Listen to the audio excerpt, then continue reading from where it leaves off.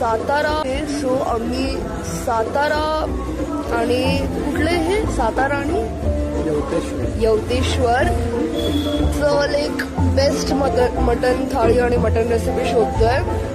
तर आम्ही पहिले गेलो होतो निवांत रिसॉर्टला, पण तिकडे थाळी नव्हती. सो लुकिंग फॉरवर्ड की आम्हाला इथे मस्त मटन थाळी.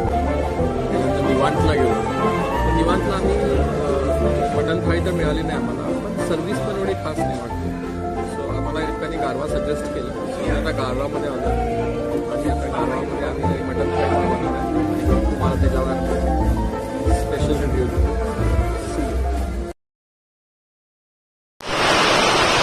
हा आवाज पावसाचा आहे.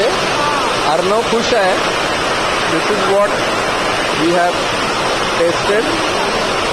आणि आम्ही काय बोलतो ते ऐकू येत नाही एवढा पाऊस आहे. आणि अर्णवनी पांढरा रस्सा पूर्ण संपवलाय. अर्णवनी थोडा खिमा खाल्लाय. अर्णवनी थोडं मटण खाल्लंय. आणि अर्णव तुझी प्रतिक्रिया कसं वाटलं? आय होप मला आवाज होतो, जरासं क्रॅक होत असेल. इकडचं मटन अप्रतिम आहे. आय रेकमेंड मोस्ट पीपल की करून खावा, जे पण बिगिनर्स आहेत.